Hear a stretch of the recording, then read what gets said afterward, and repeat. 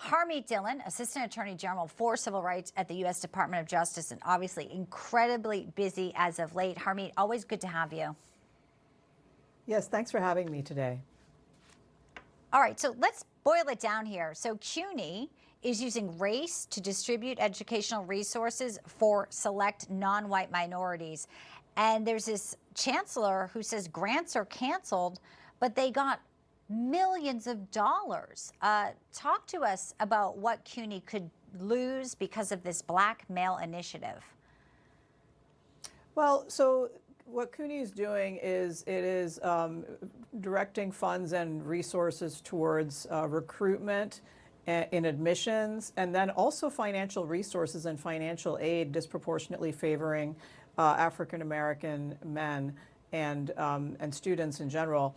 And this is illegal under Students for Fair Admissions. Our universities are not allowed to do this. They're not allowed to favor people on the basis of race. It's pretty simple. And every time a university, and there are over 6,000 of them that get federal funding, gets money from the federal government, they're certifying that they're in compliance with our federal laws, and this is called Title VI. And so under Title VI, they could lose funds that they have obtained under false pretenses. And so this is what's at risk for CUNY and other schools that are doing this type of a program.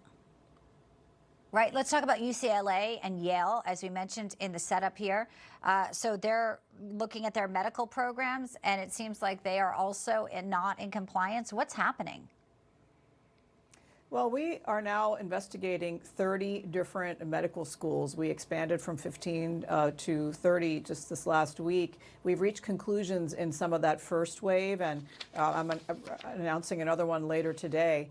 Basically, they're ignoring Students for Fair Admissions, and they are disproportionately admitting certain minorities at the expense of students who are white or Asian who have higher scores. And this is illegal, and it also, I think, puts the public at risk in a way when we're not training the best and brightest in the limited quota of medical school seats there are in the United States, thanks to the American Medical Association effectively operating, I think, a cartel there. But while we have that problem, we really need to be having the best and brightest in our medical schools, and it's not fair to put their finger on the scale on the basis of race as they're doing.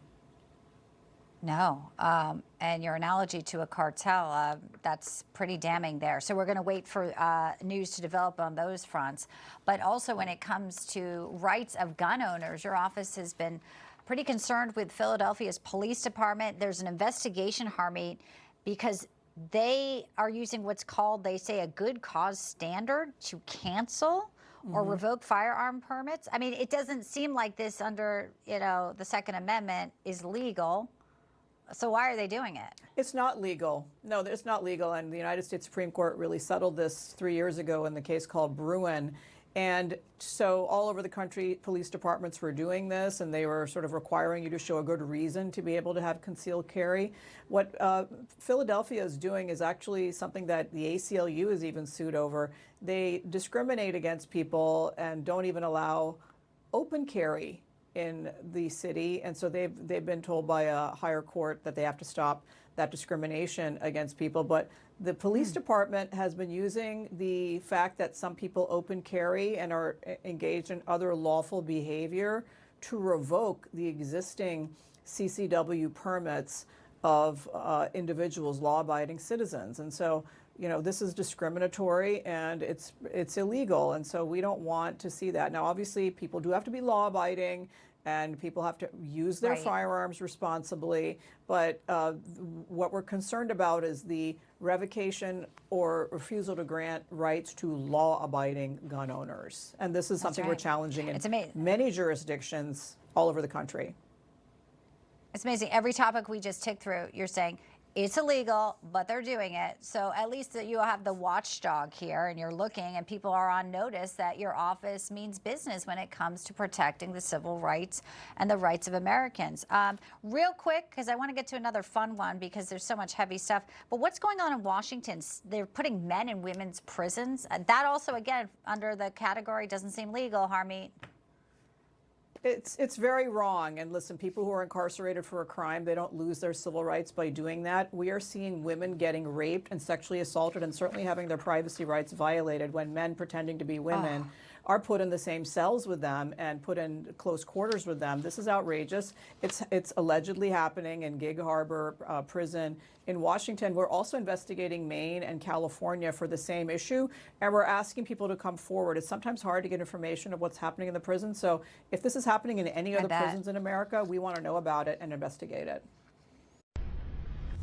Information. Truth is freedom. Is Newsmax. It's real news for real people.